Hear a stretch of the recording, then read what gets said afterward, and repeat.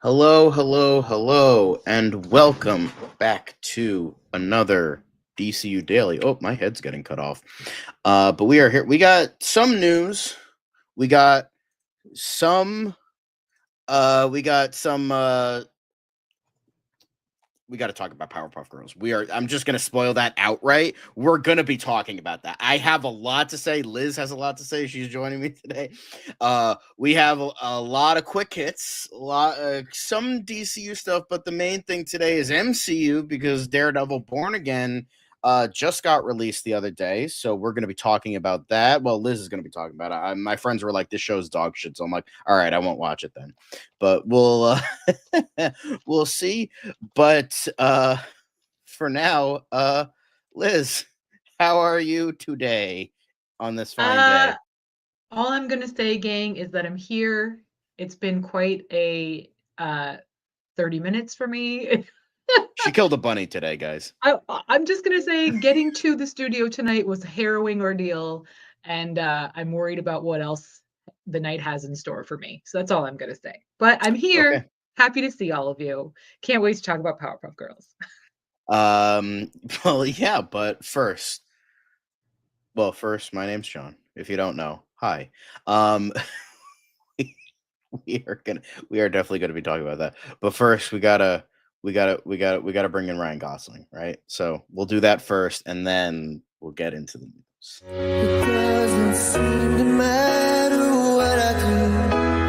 I'm always number two. All right, Mr. I need to paint my abs on to get nominated. You don't see Robert Downey doing that. You're kidding. You're kidding. I can't open the envelope without the... Warner Brothers is heading back into the Matrix with a new movie in the works. Wonder what other surprises are in store. I want to be Bruce Wayne. I like that. You're gonna love me. There's the shot right there. That. Okay, we don't need to see Corin's. Right there. You look ridiculous. Well, not no more, he don't. What, dude? I can barely understand you. Your accent's insane. What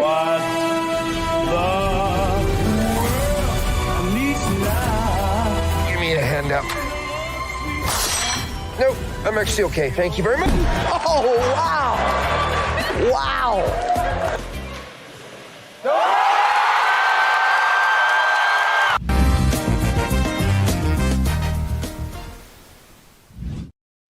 Okay,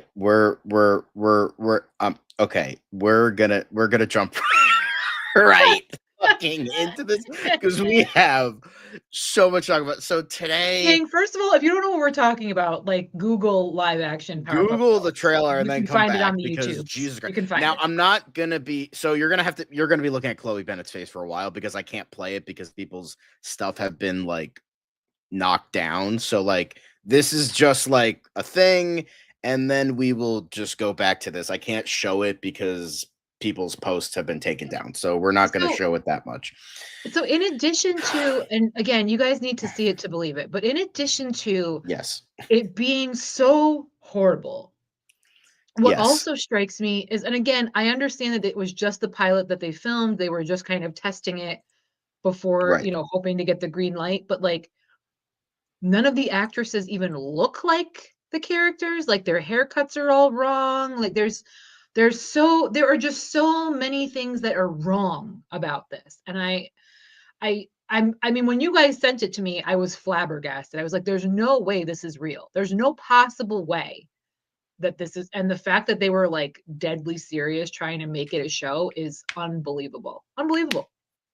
It's so bad. Yeah, It's so it's bad. like genuinely like one of the most horrendous things I have ever seen. Like, here's the thing.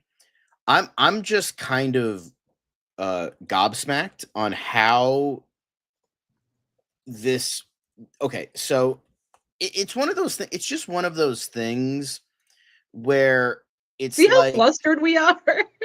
because we're both like, what the fuck is this? So okay, so I'm sorry, I can't. Okay, somebody had to greenlight this. They're like, okay, Diablo Coda, you've won an Oscar. Like, give us your best Powerpuff Girls fucking show with this other bitch I don't know the name of. So you have that. You get these grown Thank you, actresses. Caleb. That's what we've been saying. Exactly. You get these like Yeah, that's Caleb. Literally, that is what I said. He said when CW says your show is bad, then it's fucking like because from what I heard, they filmed this pilot.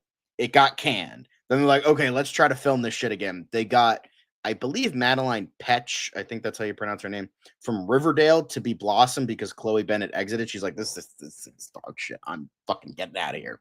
I just want my hero legacy to be the god awful Agents of Shield. So hey, that's I love like Agents boom. of Shield. You stop it, John. Don't go there. I've heard it's there, like John. towards the end it kind of went down, but it was like good in the beginning. But well, yes, decisions were made anyway. But and then they like tried to shop that around. It fucking got canned, and then they're like, "Yep, this is not happening." So it's thank God. But was each episode supposed to be an hour? Was the pilot supposed? Because I feel like I assume so.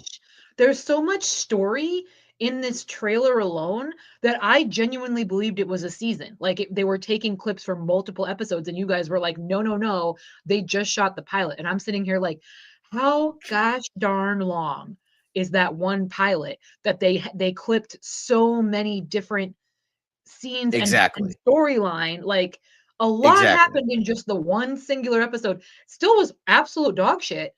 Wasn't good at all. And but watching it, I'm like, how could have anyone filmed one episode, let alone multiples? But it was just a lot in a pilot, and it's. I guess so, because this is the thing I'm like curious about. This is the you guys gotta see it to believe it. This is the flying scene, okay?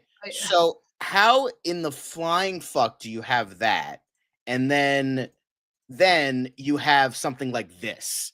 How the fuck does CW have that and then this? Like this looks cinematic as fuck. And this looks good. but even that's still not great. I will say it's not great, but it's fucking hell of a lot better than this dog shit. I mean, this genuinely, the Powerpuff Girls trailer genuinely looks like a high school, AV project.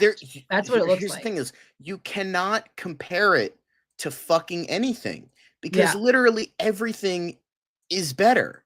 Yeah. You could compare it to fucking porn parodies. Better. Like Wood Rocket makes way better shit than this fucking pilot does. And the dialogue's about the same. The dialogue's better. Honestly, in a porn parody, they do their research better than these fuckers do. As we know, I don't care for dialogue in porn. But you have that. And then but then you like, oh, it's like a Funny or Die sketch. Funny or Die, to bed, bro. Funny or Die has better shit than this. Then you could be like, oh, like a fucking rinky-dink YouTube channel with like 2 subscribers. They have better shit than this. This was made by aliens. They saw an episode of the show. They're like, and they like put it into like, this was like made with AI before AI was like, it's beyond like, reason. known. It makes and I mean, and again, Donald Faison is not, and also like the casting isn't right for any of these roles. Like Donald Faison is not the right cast, not because of skin color or anything like that, just the overall tone of playing the character. The character's more of a straight man. He's more serious. He's very much like in the Fairly Odd Parents, he's very much like Timmy's like dad is like that. Like really bizarre. And then I'm pretty sure it's Zach Braff doing the narration over it was Tom Kenny. It was Tom Kenny. I looked it up. Oh gosh, they got poor SpongeBob involved. What a shame. I mean, they got Fred Welker. They got Frank Welker as Fred's dad in the god awful Velma show. So it's like, I mean, anything for a quick buck, I guess. I don't know, man. It's genuinely like amazing how bad this is. Like, and then like on top of that, you're doing the CW thing where they're trying so hard to be like adult and current. Like you have Buttercup being like, oh, the dress is gender normative, and then you have like Bubbles being like hungover and drunk for some reason, and then Blossom, like they kill Mojo Jojo, by the way, who's not a monkey, he's just some guy. Yeah, like he's well, just and again, dude. it also begs the question. So it's like, okay, so if it's the Powerpuff Girls grown up, Donald Faison looks like he's the same age as all of them. So that doesn't literally nothing about this makes doesn't. any lick of sense. None It of doesn't. it. Like None of it. this, I feel like Diablo Cody was just like, all right, I won an Oscar. Now I don't have to try ever again. I mean, Because it's like, was this pre-Oscar or post-Oscar? oh, this was no, she won it for Juno back in like 2004, or whenever the fuck that came out. But still, oh my god. Yeah. But it's just like honestly amazing. Like it's amazing with like a sick fucking part of me wants to watch a full season of this shit. Oh, I want to hate watch the hell out of it. I want to hate watch the hell out of it. I want like a Garbo studio to like fucking get this, release the whole thing. I want to watch this so badly. It is bananagrams. But it's also like so weird because you were mentioning the age. So it's like, oh, they're all grown up, yet they're still superheroes at the beginning, and then 7 years go by, have not aged either. Right. And then they're like, oh, we're like retired and shit. So it's like, what it would make sense if like they were little girls like they were in the show, and then they grow up, and then it's like that's when the show takes place. But no, it's like they're adults. 7 years later, they're adults, and then they're just jaded now and weird, and it's like, what? Yeah. And like you have no names. I don't know who plays Buttercup. I don't know that chick, but you have Dove Cameron, who's been in quite a lot of Disney productions, and then Chloe Bennett, who was in Agents of S.H.I.E.L.D., and she was in a lot of other stuff that's like reasonably famous. So it's like, why? What are you doing, guys? The Buttercup chick was in that that like martial arts, not martial arts, but it was like a martial arts like Western. I think she was also in Assassination Nation, which I love. Never heard of it. But she was in, hold on. I'm gonna find out. True. I'm gonna find out. Hold on. It's very important to me.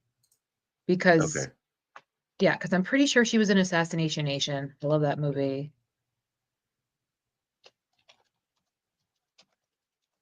Talk amongst yourselves. Yes. So Caleb is the only one in the chat right now. Yana Peralt. Yeah, Yana Peralt. So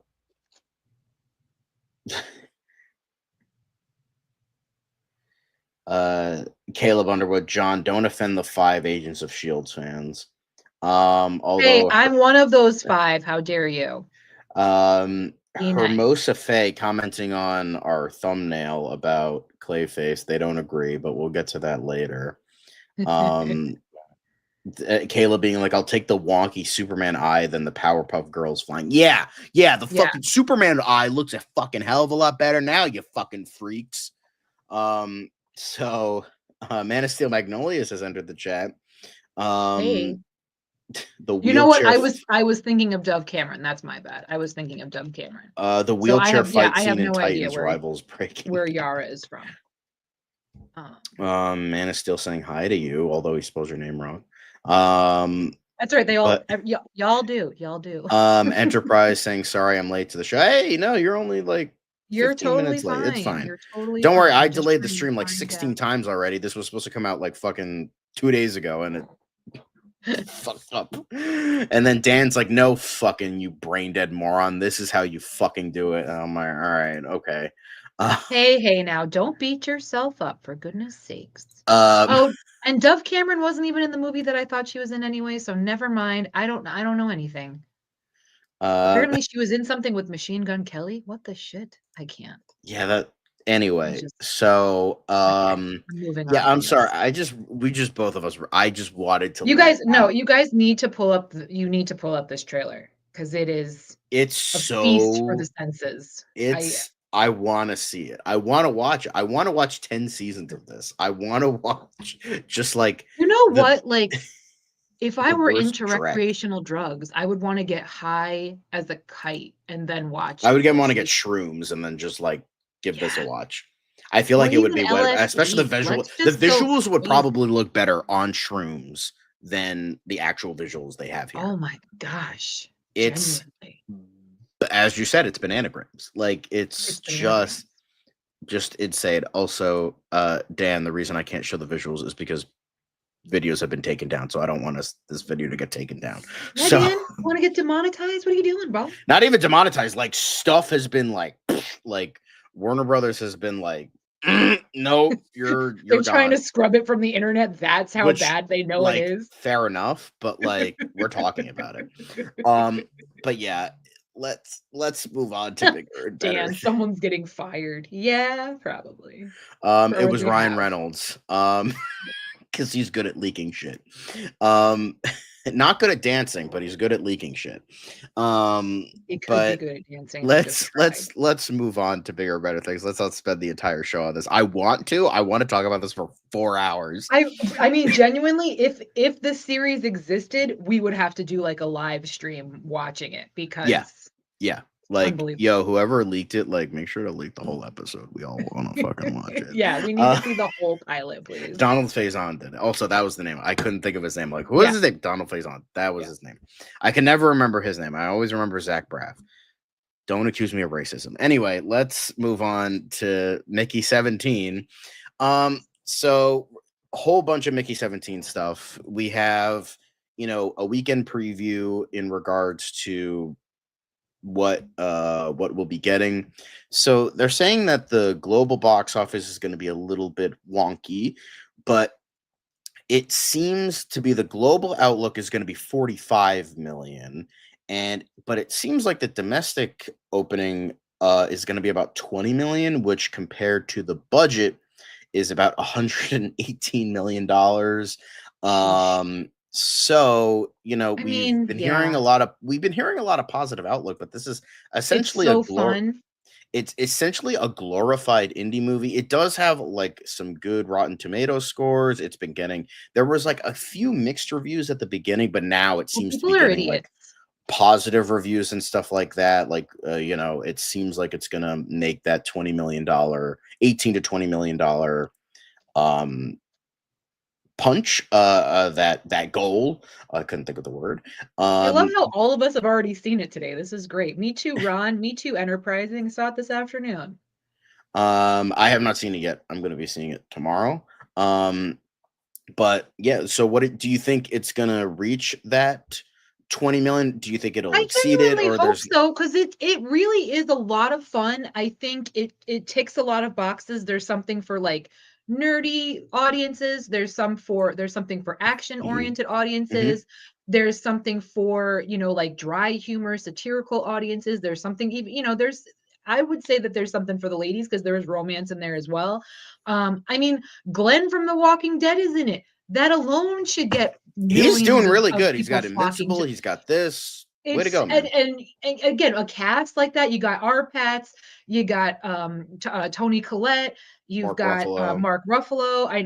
It's a good time. I really I know I've seen Naomi Ackie in other stuff. I just never knew her name. She was in Blink Twice. She was the main gal in Blink Twice, and I believe she was also in that the one with the hand, the possessed hand. Talk to Me, maybe. Was that her? I think it might be her. Let me look it up. I don't think it was, but that's what I haven't seen Blink Twice, but I saw the trailer and I remember her face. So yeah, okay. It looks like so much fun. I love Bong Joon-ho. He's even when he was doing an interview, amazing. Even when he was doing like interviews, like he they were mentioning like you just tackle so many different genres. He's like, yeah, it's definitely exciting. Oh, excuse me. She played Whitney Houston in I Want to Dance with Somebody. Hello. She was generic biopic nobody remembers. Excuse me, I saw that. Thank you very much. I watched it. One of the 5 people that did. She was good. Listen, she was I'm sure it was great. It's just like I'm sure she was great. I'm just like a couple buddies of mine watch her, they're like, but I mean, talk about completely different acting roles between that Blink Twice, and she's a badass. Almost like she's an actress. I will say but some people get pigeonholed. John, you know that. No, she was an absolute badass in this film. This film was just, it was great. It checked all the boxes for me, and I can understand their budget because they did have these alien, I would say aliens, but you're on their planet. So they had these native species to the planet. They called creepers, and they had to make already sounds better than the hundreds Minecraft and movie. thousands of them. So of course they had to they definitely blew the budget on. And I love this. I love the stylization of everything and the production design. Mhm. I'm a big fan of futuristic of retro future stuff. So like they have all of this great technology to reprint, you know, Mickey, but yet they're still like picking up a handheld phone to like call different departments and so I love shit like that. So it checked all the boxes for me. I really, really enjoyed the film. Really did. And I hope you guys Nice. did too. The couple of people that saw it.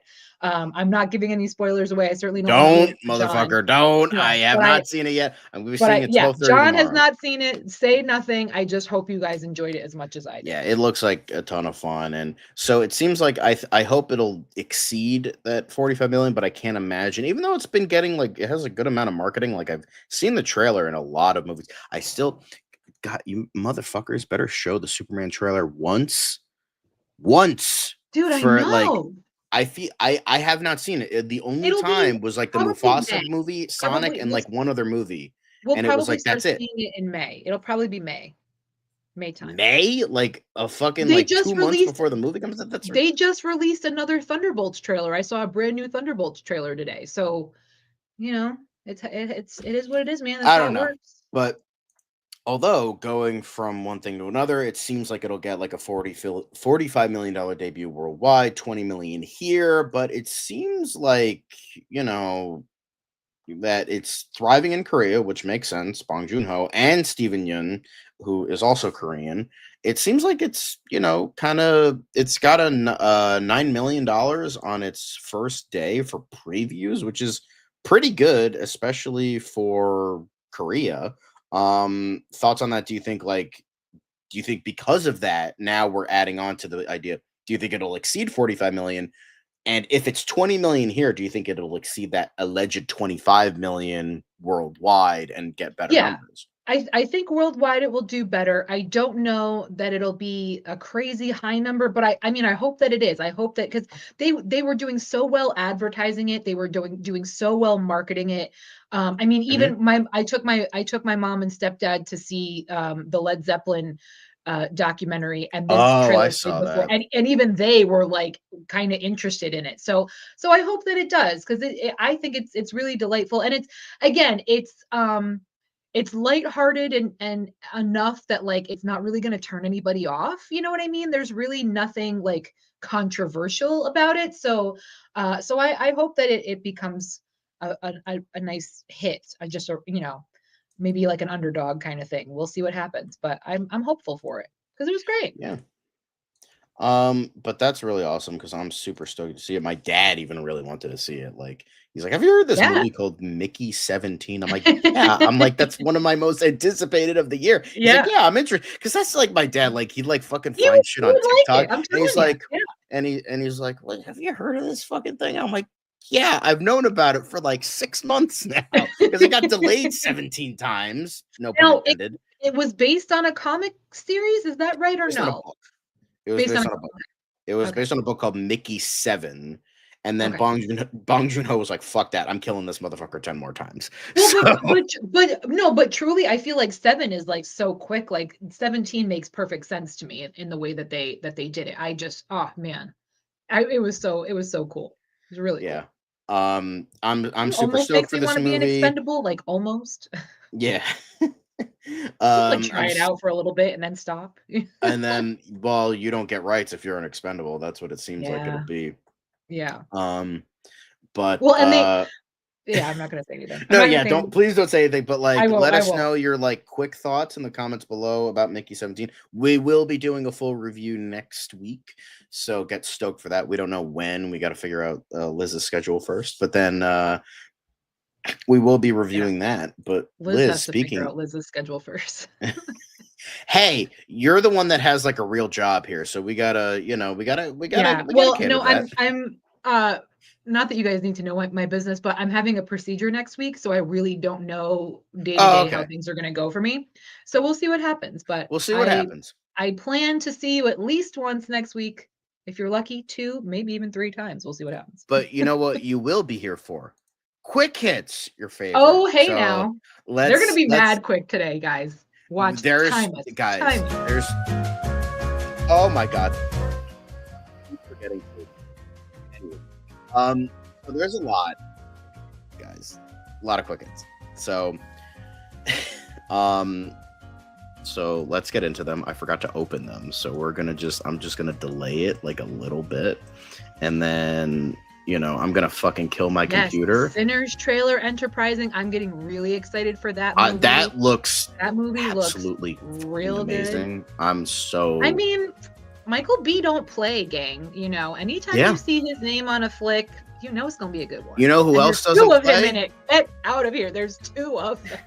You know who else doesn't play? Jesse Eisenberg with getting citizenship in Poland after a real pain, and he called it the honor of a lifetime. Congrats, my Polish brethren. Congratulations, sir. Congratulations. Thoughts on that? Excited? Are you pretending to be excited? Polish citizenship too. Good for him.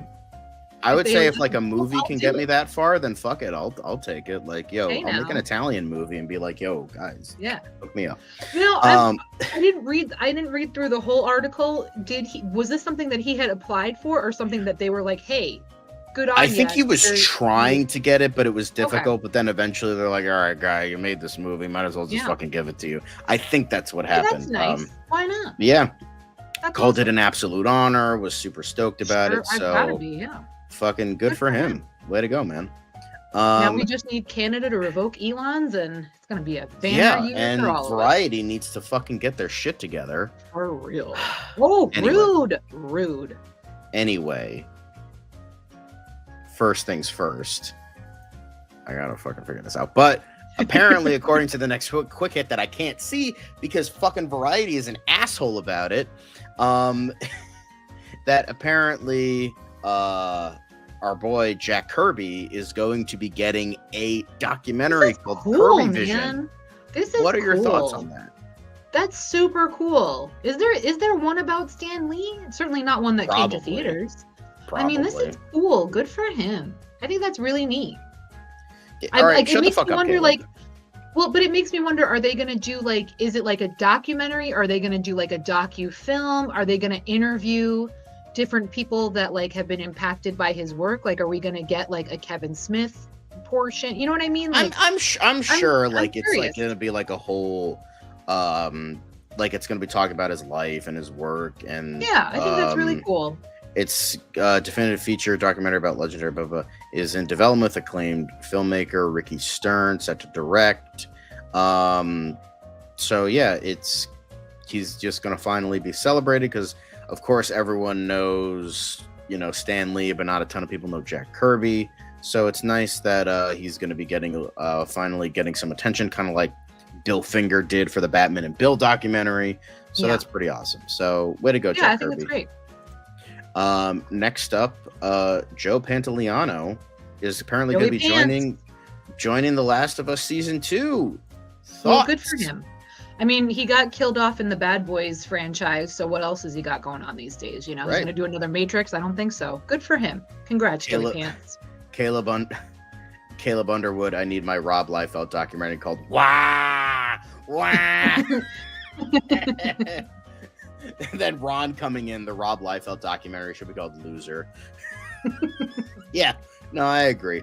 But yeah, I'm still not going to watch the show. I mean, Joe Pantoliano is very talented. Speaking of Daredevil, eventually, there's just Joe Pantoliano.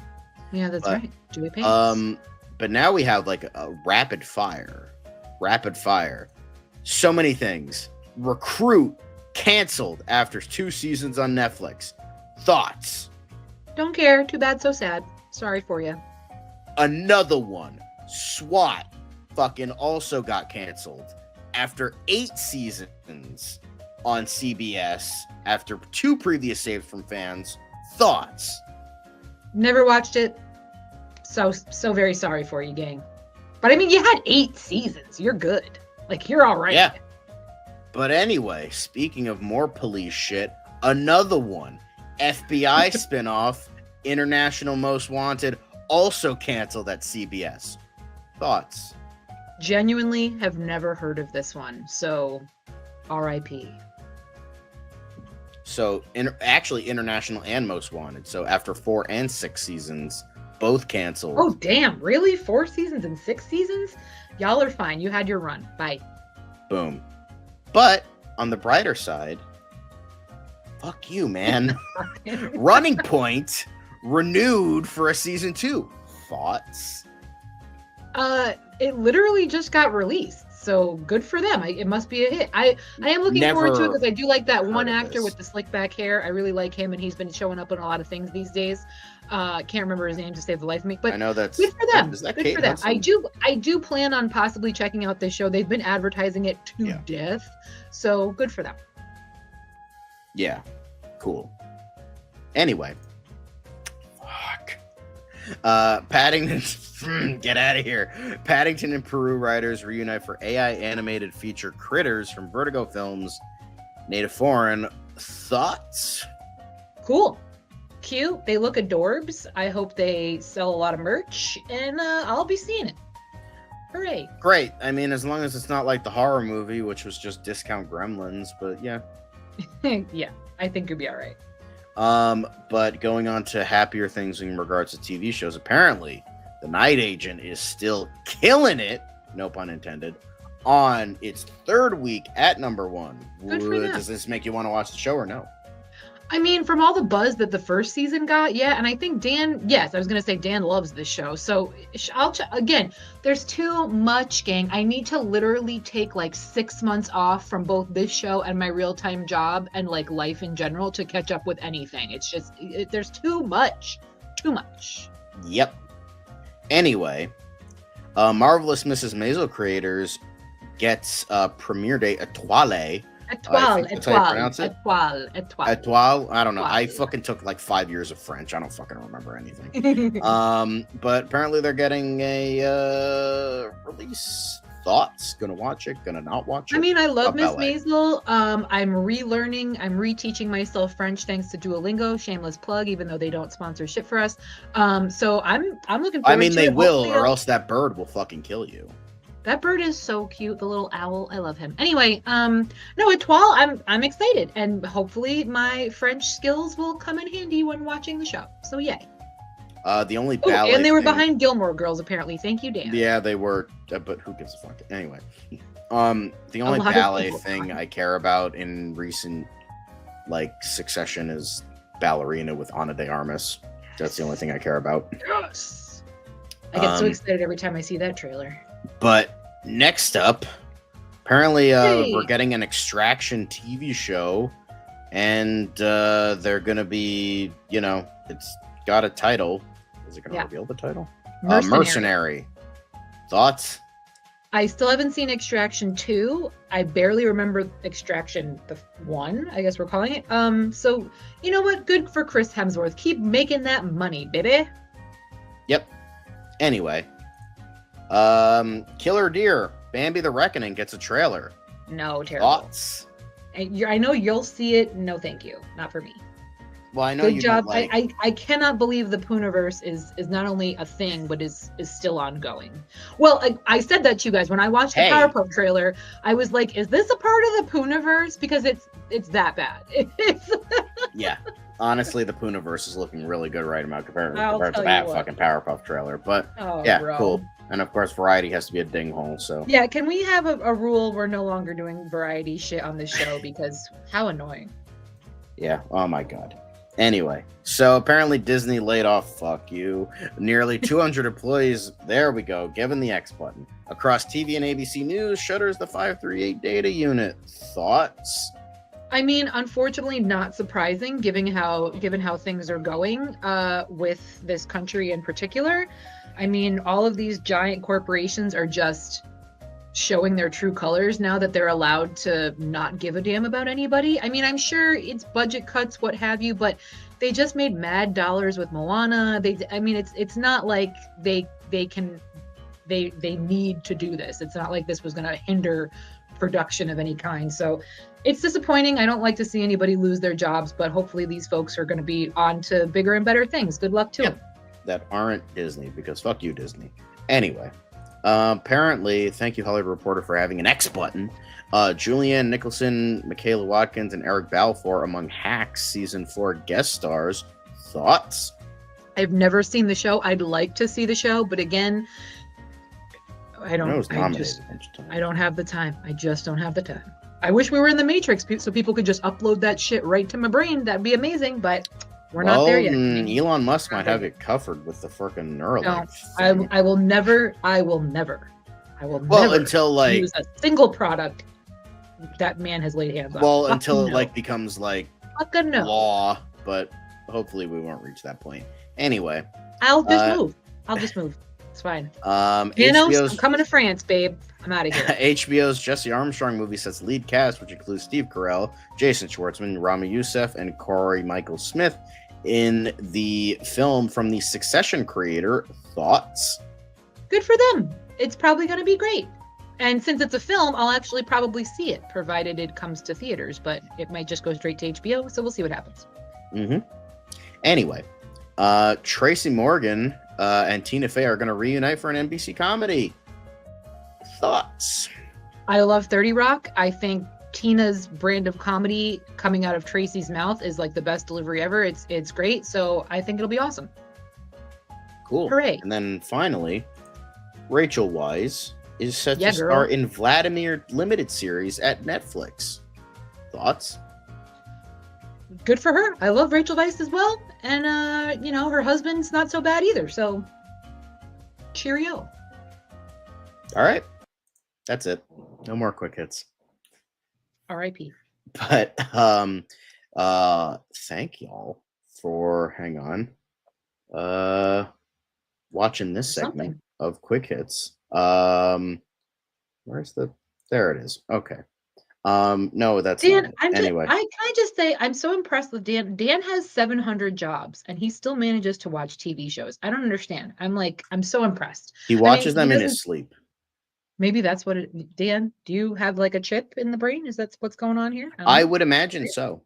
Good for you. Good for you. Obviously, Dan. We're not done yet. We still have a lot more to talk about. Thanks for watching the news segment, though. We just wanted to, close this portion until we go to the next portion because Man of Steel Magnolias. We are excited for the Alien show. We're very excited. We're very excited, but we're gonna be getting into MCU Weekly. We're gonna be talking about. Well, Liz is gonna be talking about Daredevil. Here I am. But sure am, gang. Hell yeah. But I'm just gonna let her talk about that. And then we're going to get into a little bit of discussion. There is going to be some light spoilers. So if you have not watched the show, then I recommend very light. But then later on in the discussion, we might be dropping some spoiler stuff. So I am going to hit the spoiler banner. If I can find it. There we go. Just in case. So we just want to have precautions. Daredevil, Born Again, going to be some spoilers. So very light. Have at it. Very light. So as we know, it's been 6 years since the last one. So everybody was thinking, how are they going to explain that gap? What are they even going to address the gap, or is it just going to start back up right where it left off? No, they I will say I had a friend who watched the first 2 episodes right when it launched, and when I was talking with them about it, they were like, just so you know, you're going to be furious within the first 15 minutes of the first episode. You're going to be absolutely furious. I was surprised, however, because within the first 30 seconds, I knew where we were headed. Okay. So the first 15 minutes, I guess the intro into the first episode takes place right kind of where we left off. And we see our boy Charlie Cox, Matt Murdock with his 2 associates, with Karen and Foggy. But there's a little bit of tension going on. There's a little overtonage, and you just get a little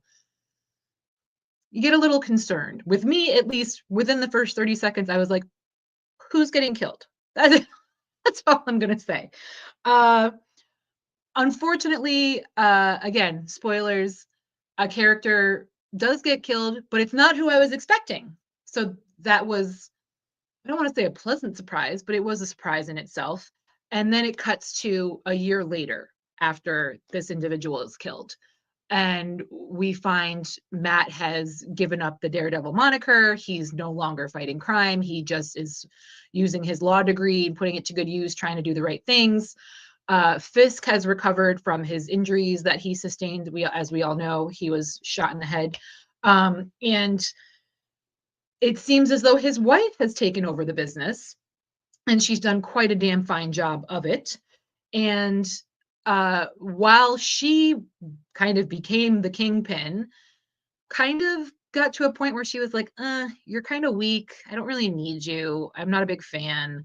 So they are in some type of marital turmoil, and he decides he's going to run for mayor of New York City, which is kind of interesting. It kind of mimics what's going on in New York City right now, where things are not great politically, not great with between the citizens and their elected officials. So he steps in, and because he's such a well-known name, because he, is trying to shine a light on corruption, I don't know how to explain it. Of course, he wins the mayoralship and becomes the mayor of New York City. And all the meanwhile, Matt Murdock is still struggling with not being Daredevil, but wanting to help people and trying to do the right thing. He stumbles while helping someone else in prison. He kind of overhears someone getting beat up, and decides, I'm going to represent this guy because there's something going on here. There's something not right. There's some corruption in the police force. I'm going to take on this guy's case and help him out. Turns out the gentleman he's helping out is also a vigilante masked hero. I'm not going to give away who it is. But he's like, okay, great. Like, I'm trying to stay away from this. I'm trying not to live that part of my life anymore. I'm trying to do the right thing.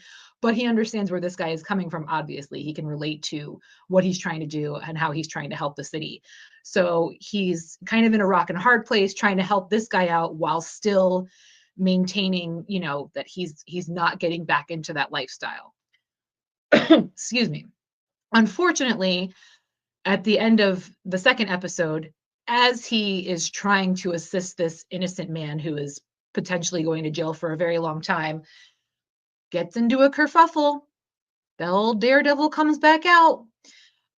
So we'll see what happens, but it looks like he's going to be putting on the suit sooner rather than we thought.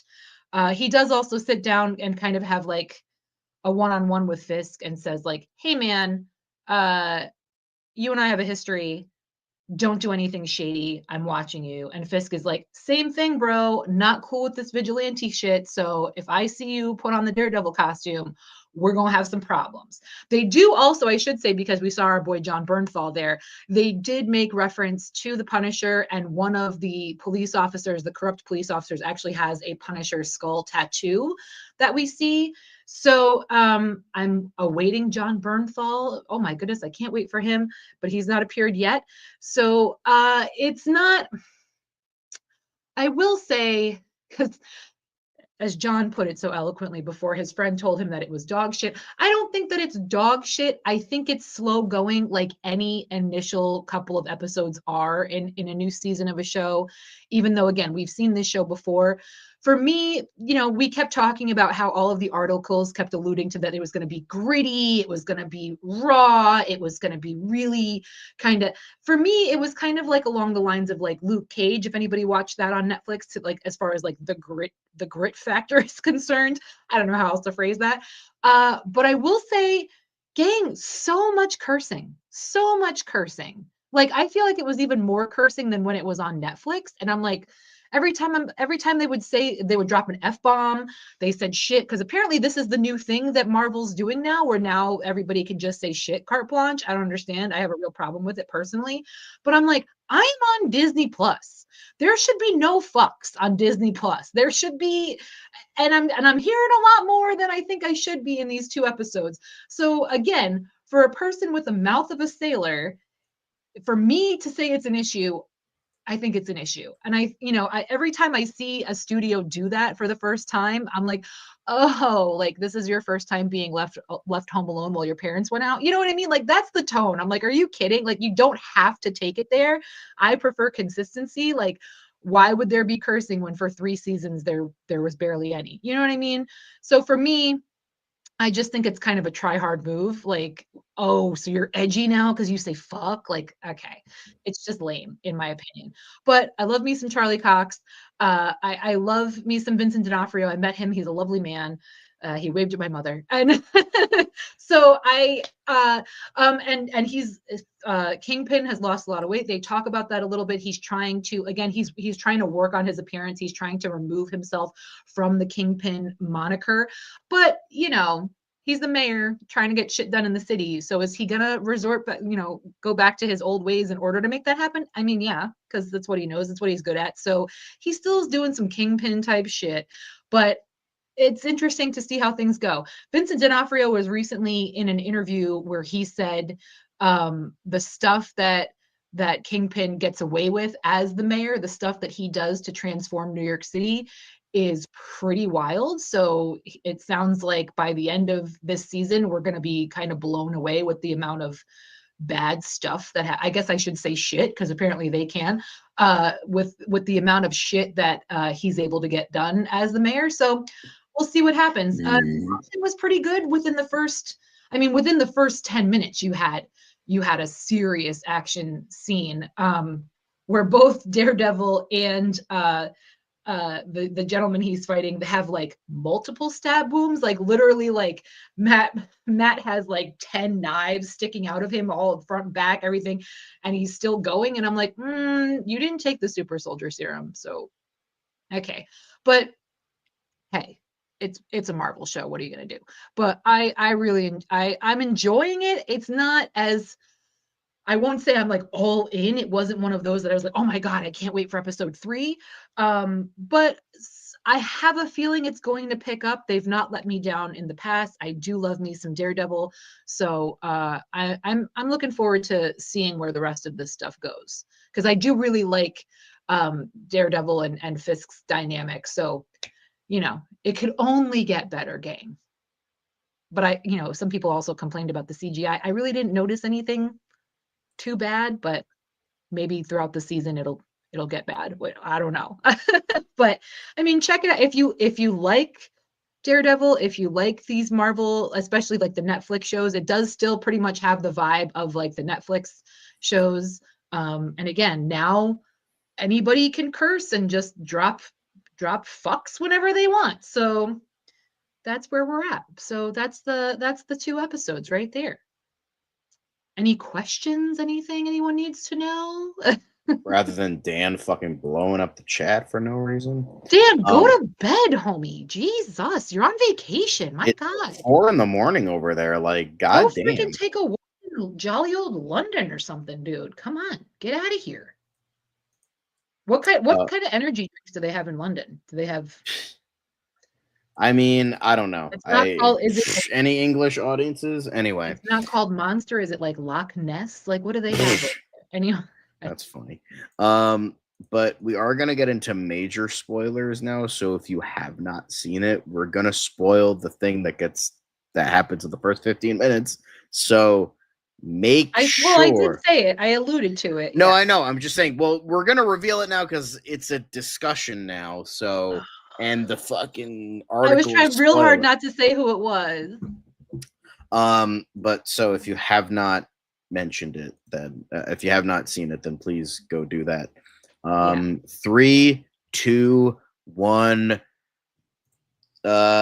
Spoiler time. Foggy got killed.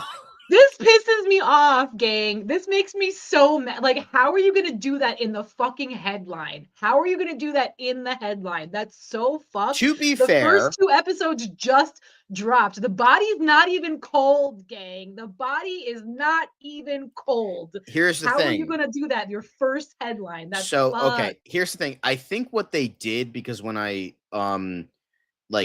pasted it, clicked it, placed it, I think like when it's a thumbnail, like for the people out there, it says why spoiler got killed off in Daredevil Born Again. And then when you click the article, it says Foggy. I think that's what they do. So even then, it's still in the URL and it's still very dumb. And yeah, guys, come on. So, and I should say Enterprising did mention they Kingpin, when he was talking about the vigilantes running around, he did also make reference to Spider-Man as well. So I just want to throw that. So we need Punisher, Daredevil, and Spider-Man teaming up. Anyway, we'll see. Wouldn't that be great? But okay, with Foggy getting killed off, do you have any further thoughts, feelings, theories in regards to him? Within, like I said, within the first 30 seconds, I knew for a fact they were killing somebody off, but they made it seem like it was going to be Karen, which would make sense because it seemed as though they were developing feelings for one another, like they were headed down relationship road. And God forbid if somebody has like a reasonable relationship that mimics the comics, but right. So of course you're thinking, oh, Karen's like, yes, we knew the bullet was intended for Foggy, but right away I was thinking, oh, Karen last minute is going to walk in front of him or something and get shot. But no, they took out my favorite Bash brother. They killed Foggy, and while it sucked for me, again, I did see it coming, so I wasn't ready to like throw my tablet out the fucking window, but yeah, it was a super bummer. And I said this to John earlier as well, gang, because they had I'm sorry, I'm blanking on her name. They had Karen in a lot of like the behind the scenes like promo shots and stuff. So I'm sitting there watching it and I'm like, how fucked is that they're going to kill Karen off in the first 5 minutes of the first episode when they've been like using her to promote the show? But they didn't. But they do become estranged after that. Karen and Matt. Yeah, because he has like a new bell in like the later episodes. Well, she moves out to Los Angeles, I believe.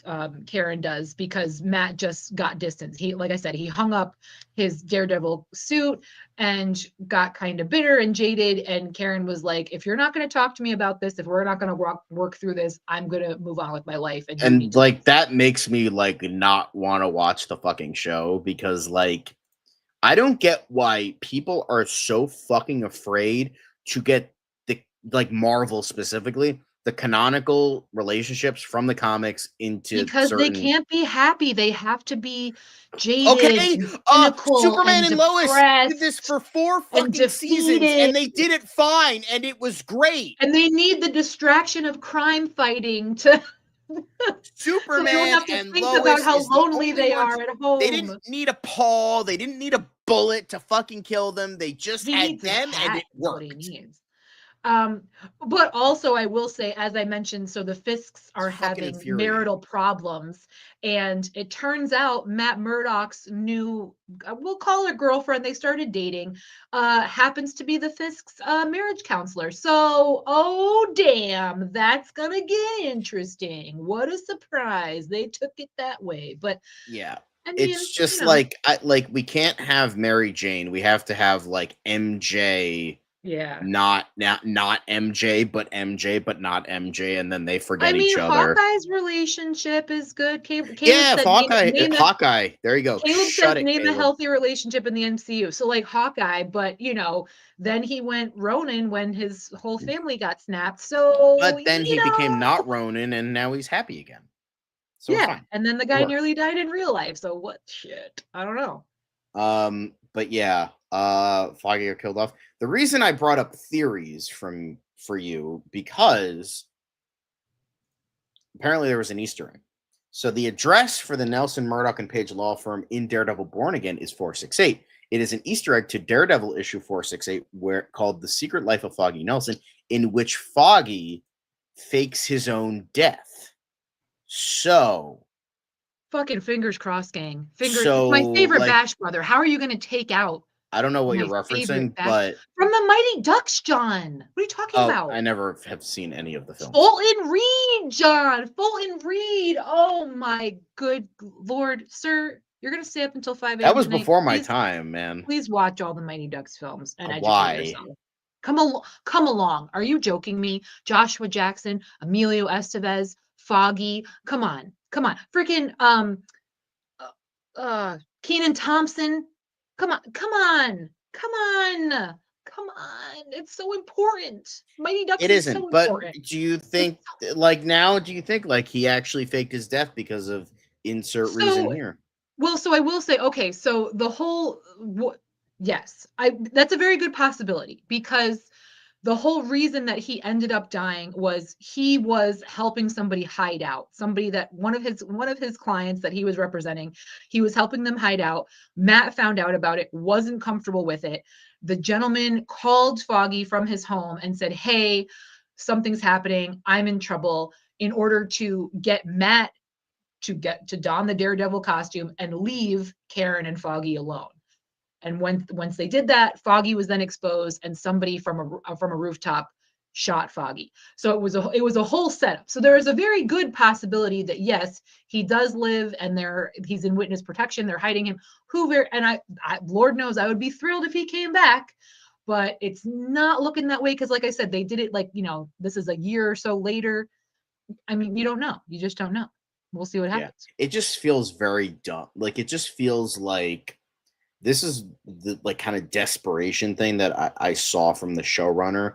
That was like, well, we wanted it. They were like all pishy that like, oh, we're stuck in like the Netflix canon after like Bob Iger came back and was like, no, you're gonna fucking make this canonical to the Netflix series, because if you don't, people are gonna be pissed and it's gonna suck and no one's gonna like it.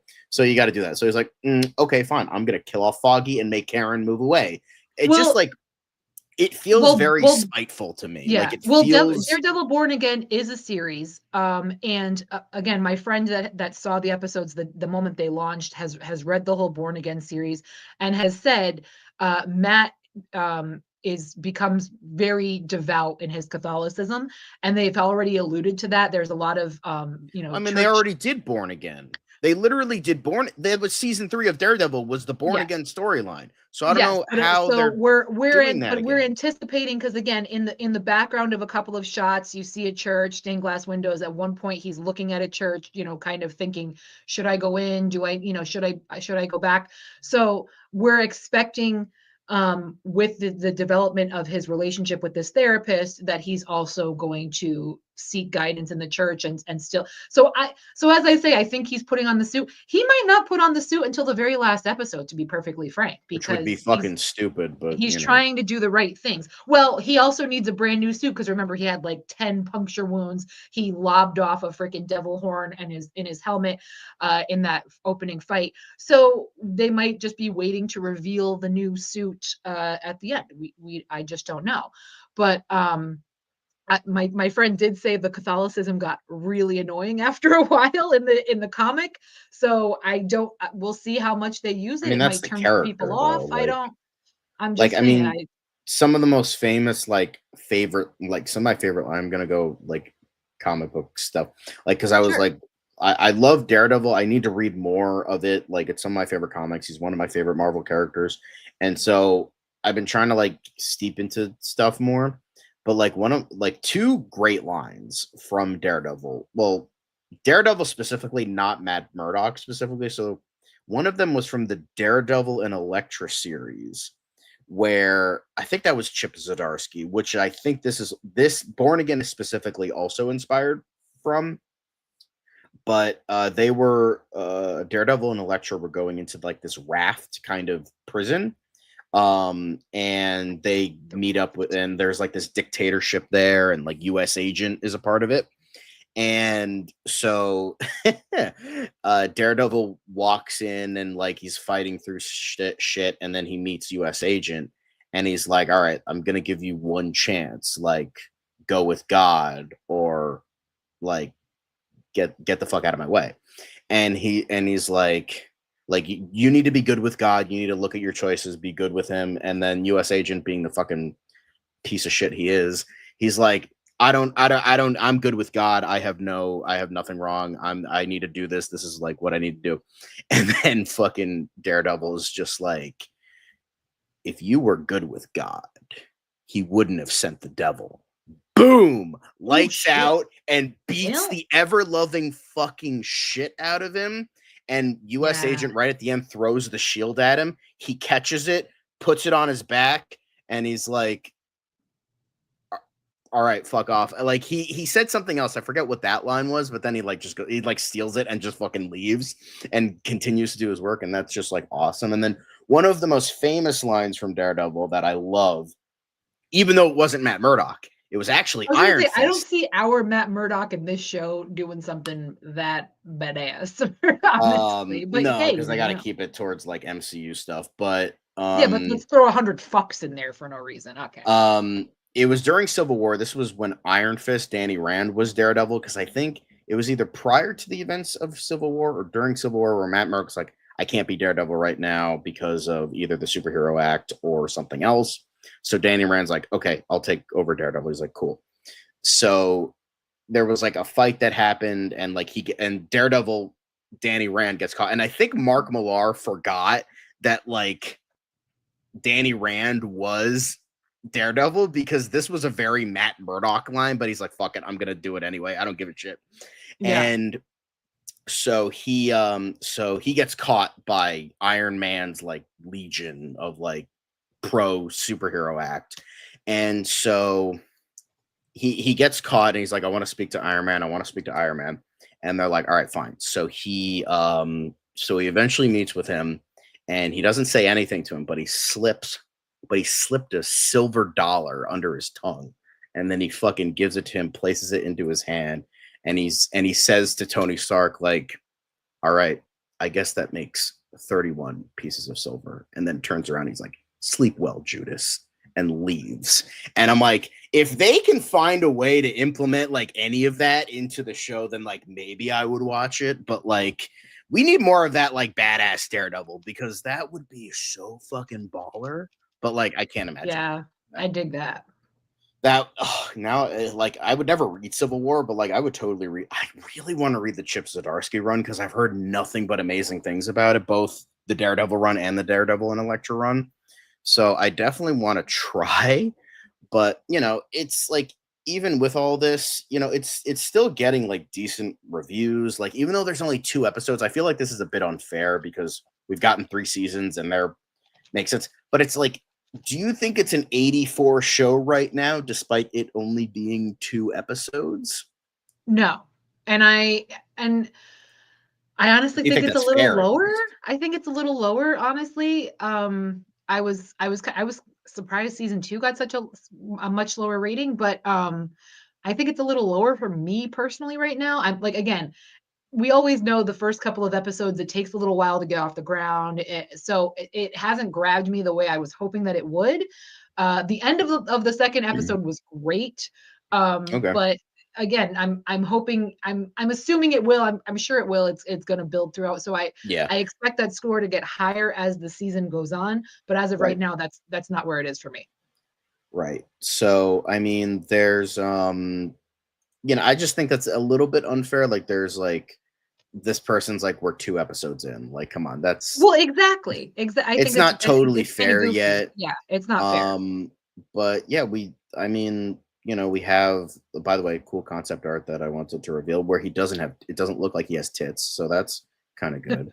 I'm sorry, I can't get over that fucking suit. It looks like he has tits. Like, looks like, you know, that's fair. That's fair.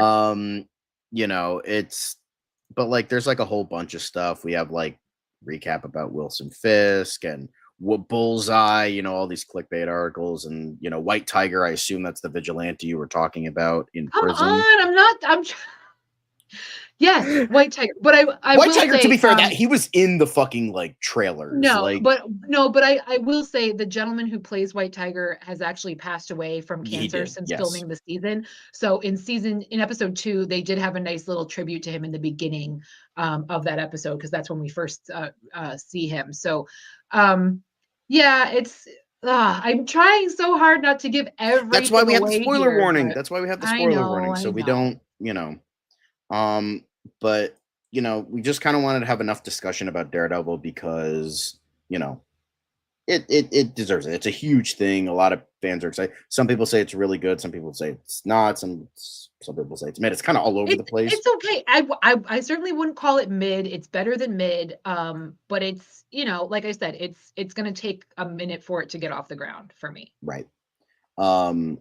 But that's not the only MCU news we have today. We do have a couple other things that we wanted to get into. Just some quick things, not quick hits. Unfortunately, no music. Sorry, Liz. But That's all right. we do have the Russo brothers gassing up Robert Downey Jr. and Doomsday for right now. They were talking about his involvement in the next Avengers movie. Crafting Doctor Doom has been very intense. Joe said it's a very intense process developing the character. Downey is so immersed in it. He is so dialed in it. Anthony then said that's the kind of artist he is. That's the kind of actor he is. He's writing backstory and sharing costume ideas. He just really loves the rich three-dimensional characters. And I think he sees a real opportunity here with that character. And it's like, yeah, no shit. For nearly $100 million, I'd be fucking doing extra. I'd be doing extra credit put too. in the work. Like, Yeah. I'd be doing like, okay, do you need your fucking dick sucked? Because I'll fucking do anything at this point for a fucking $100 million. Almost, it was 80 million, but you know what I mean. But like, yeah. Now, when you put it like that, yes. I do extra credit too, but like, does this? I know you're like, I know you always. Here's the thing. I know you always say wait for a trailer, but I'm just curious still. As a big Marvel fan, surprise. It's really no surprise to me. Every single person who's ever done a Marvel film with him looks to him as the like. He really did kind of take on the Iron Man persona of the leader of the pack, and everyone has nothing but wonderful, very kind things to say about him and what he does and what he brings to the table. So this doesn't surprise me. I'm happy that he's still very much involved, that he still gives a shit, and that he still wants to show up for these characters, for this franchise. So that's great. And yes, to your point, you're getting paid that much, you should be taking it this seriously. So again, I'm thrilled with what I've seen. I was pleasantly surprised with Captain America. I'm thrilled with what I've seen with Thunderbolt so far. I'm looking forward to Fantastic Four. I don't think they're going to let us down with this one for sure. So, but again, it's still early days. So we'll see. Although speaking of Thunderbolts, Florence Pugh had a few nice words about Thunderbolts. Florence Pugh says Thunderbolts is like an indie A24 feeling assassin movie with Marvel superheroes. It's quite badass. Like, bro, how much money are they fucking paying you to say this shit? Because, like, goddamn. I mean, but it does though. It looks awesome. Every time I see the trailer. I don't know if A24 is the way to describe a Marvel movie, but like, I don't know. I mean, that's not the worst thing you could say. I'm looking forward to it. I really am. Every time I see the trailer, now I've already requested the movie poster at my local theater. I'm fucking all in for the popcorn Thunderbolt. bucket if they have a popcorn bucket. Like, I will if you want one. But yeah, I can't wait. But yeah, I hope it's a Wheaties box like the fucking movie poster. I would fucking die.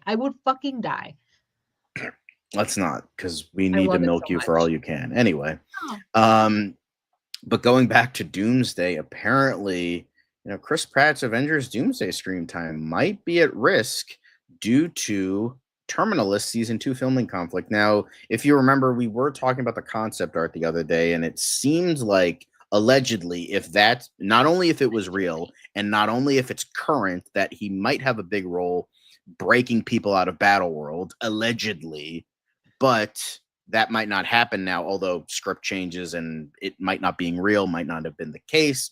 Yeah. Do you think that there is going to be a filming conflict with Terminalist and you're like, less Chris Pratt the better? Or do you think that this doesn't even matter? I think Chris Pratt will do anything he can to make it work. He's not going to do anything to miss out on an opportunity to continue working with Marvel. So, no, and hello, it's Marvel. They're going to get what they want at the end of the day. So I'm not concerned one way or the other. They might, maybe they'll do some reshoots later on to include him if they can't make it work at the time of filming. But no, I don't think this is a big deal. Then it's like Terminalist is like his own show, and Marvel he would be a supporting character, but like I would say go Terminalist, but that's just me. But as Caleb said in the chat, everyone fears the Marvel assassins. Feige will make them but to be fair, it is Jeff Bezos, so like they're gonna get what they want though. But just some like quick little things about Marvel, but the main thing was Daredevil today. But thanks for watching MCU Weekly. Don't worry, we're going to be getting into DC stuff. I mean, that is the name of the series, even though we've kind of forgotten that at this point. Thanks, Dan. The DCU Daily is coming, so don't you worry. But thanks for watching. Please, still like and comment and subscribe and do all the things in regards to the YouTube, so we pump our numbers up. Because remember, guys, 7 likes, 12 viewers. Smash the likes, gang. Smash the likes. Comment and subscribe.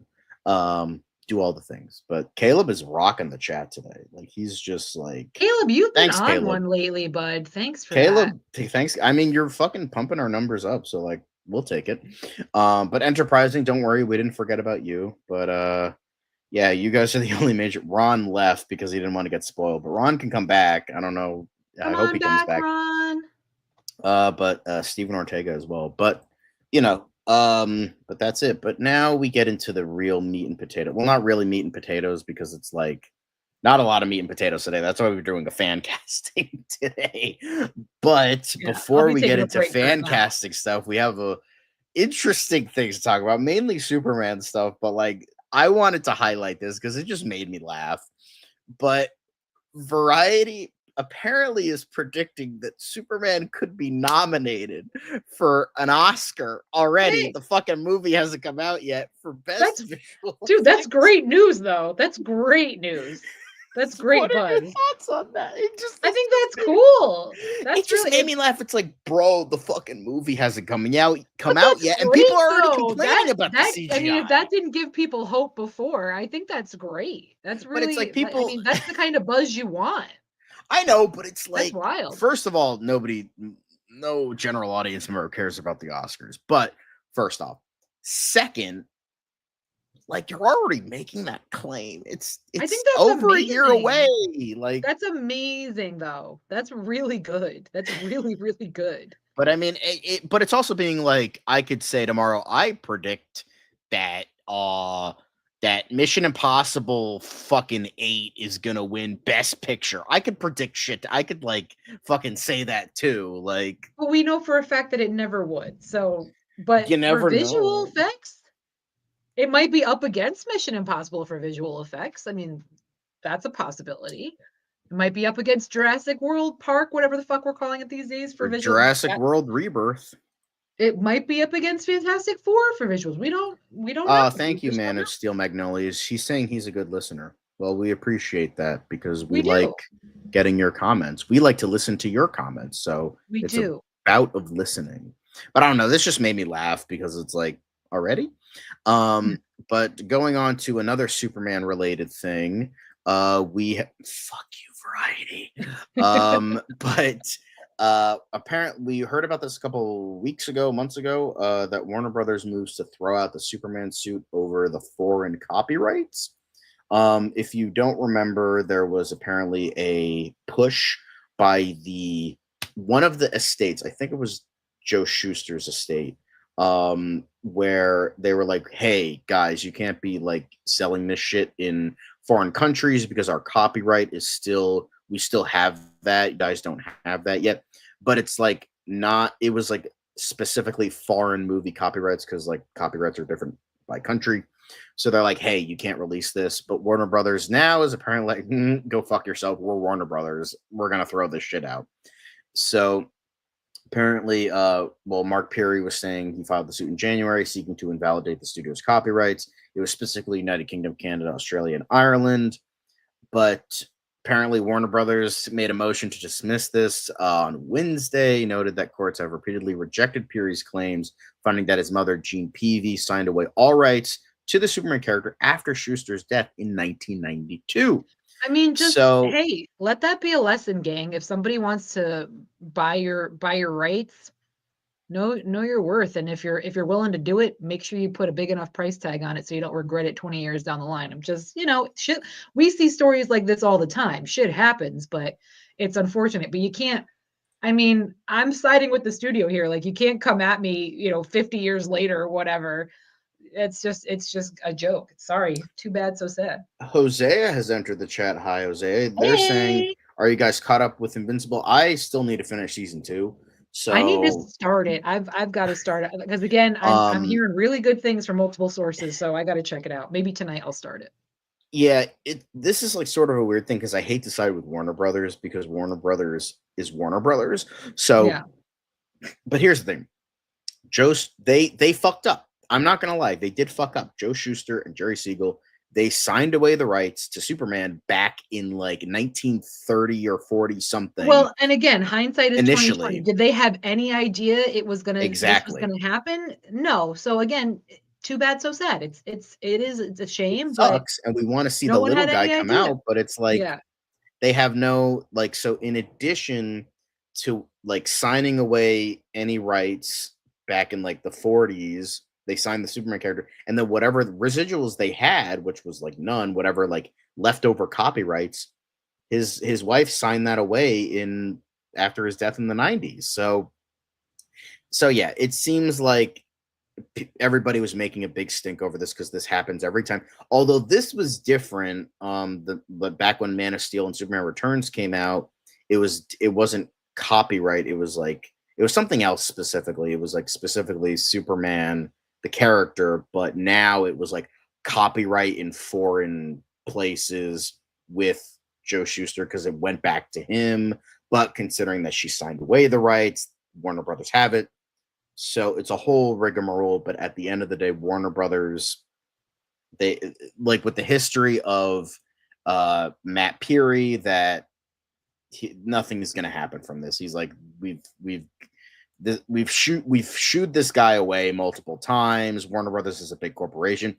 Even if they don't dismiss it, they're going to settle it out of court at the very most.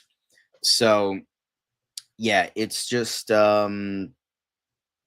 it's so apparently, yeah.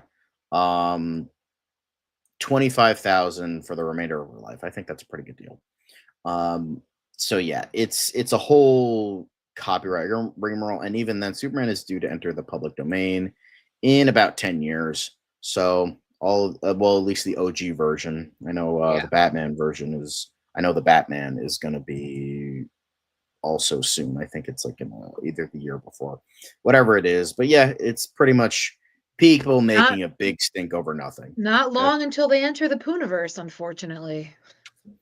Enterprise, it's not really frustrating because it's just Warner Brothers being like, hey, go fuck yourself. We have the rights. You sign them away. You have nothing. So, which is sad. It's sad. Like, I'm not like poo-pooing that. Like when Victor Miller like finally came in after 40 years, like, hey, I was not a hire job. I technically own the rights to Jason Voorhees, and then it caused a big stink with the rights, which caused a Friday the 13th game to be like fucked over, and then all that shit. So who knows? But yeah, it's a whole crazy thing. Rights is a messy business, but I feel like this one's pretty cut and dry. Yeah, so, I agree. Next up, we have something about. Get out of here, ad block. I don't care. Okay, well, why are you? Anyway, okay, ad block is there. Recent test screenings for the DCU Superman film have been great, comparing the film to a mix of Guardians of the Galaxy and Wonder Woman. So that's an interesting thing. But do you believe that? Because there was apparently like 2 weeks ago, they're like, oh, the fucking test screenings are abysmal. And that doesn't mean anything. So thoughts on that? I mean, I expect people to compare it to Guardians of the Galaxy because, but I don't like the fact that people are comparing it to Wonder Woman, to be perfectly honest. Do they mean the writing? Do they mean the tone, the storyline? Do they mean visually? I don't know how I feel about that necessarily. I mean, the first Wonder Woman film was okay. It was, it wasn't the greatest. The second was absolutely mid. But I mean, again, I have a feeling that the haters especially are going to come in and just compare it to Guardians of the Galaxy. That's what they're going to do. That's what they're going to try to do, which is I mean, you already have haters in these ridiculous. comments being like, I sense manipulation, Guardians and whatever. Come on, man. It's just ridiculous. It's not an ensemble. Well, I guess it is kind of with the introduction of the couple characters that are going to be featured, but I don't think there's going to be like a massive team up at the end fighting the big bad. So I just think it's unfair personally to compare it like that, but that's what people are going to do. They're going to want to do it, and oh well, it just comes, par for the course comes with the territory. He should be expecting it. So, oh well. Yeah. But I don't terribly trust like test screenings because like test screenings are like they could be it could be the demographic, it could not be the demographic. Yeah. It could like I just fucking like hate test screenings now, because now it means like if the movie sucks, oh, that automatically means the final product is going to suck. The whole point of a test screening is to like work out the bugs and like try to figure out like how the movie works and whatnot, and not judging the final product until like the very end. But the thing is, people don't take it like that. So if they already have in their minds that they're going to hate the movie, then this means that the movie sucks. Yeah. Or if it's like great, like, oh, well, it's great. So it doesn't mean shit. Like at the end of the day, it just doesn't mean anything, because and on top of the fact, I fucking hate it. Like test screenings are like so, because I feel like so many times test screenings have ruined movies. Like so many, like, oh, because of this, and this didn't work, and then certain things get cut, and then like it makes the movie not make sense and all that shit. Yeah. Like the Event Horizon fucked over the like test screenings fucked over that movie. There was also there was test screenings for I think Exorcist 3 that kind of fucked that movie over. All the Boys Love Mandy Lane, Sinister, a lot of test screenings that are like, luckily Sinister was saved with that, but even then it's just like, I just have grown to hate test screenings, even if they're positive.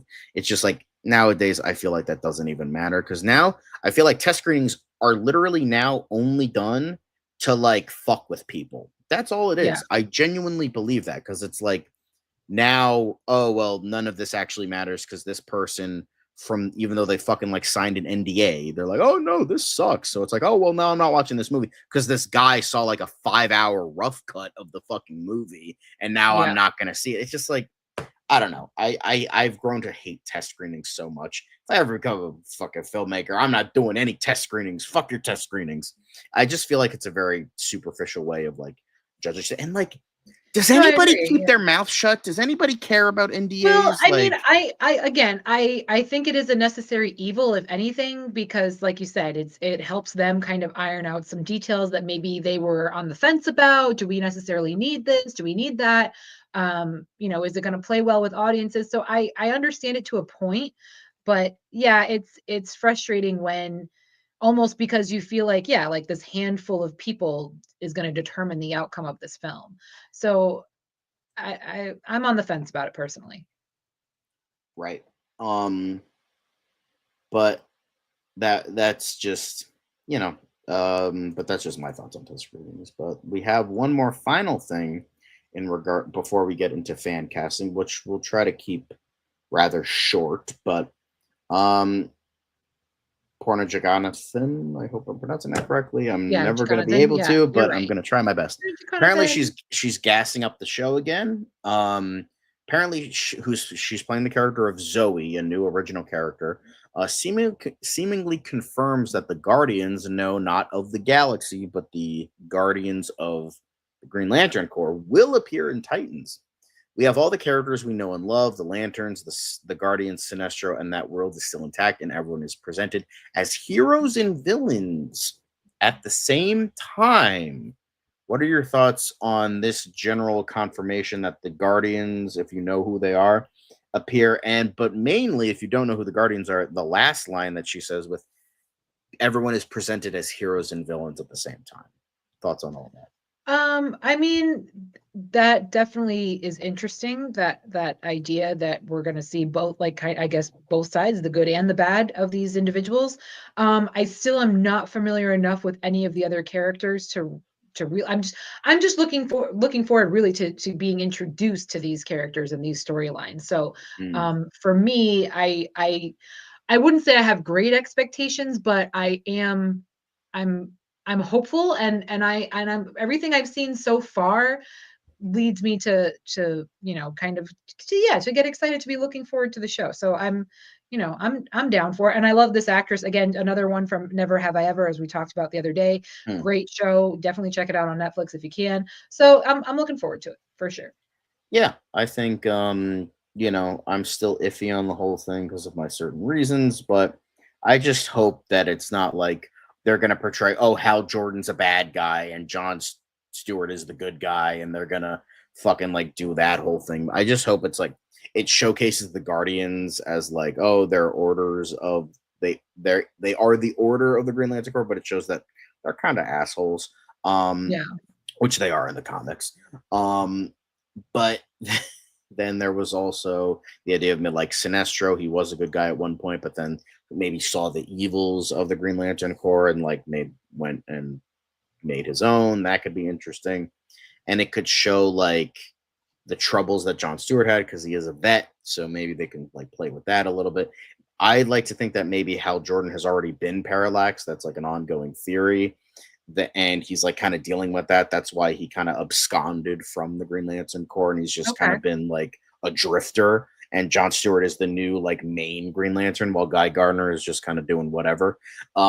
So interesting little tidbit. I don't know if they're going to do that, but it's definitely brings some interesting character moments here and there. So I think that's quite exciting. But before we end today's episode, we do have a Clayface casting because there wasn't a ton of DC news today.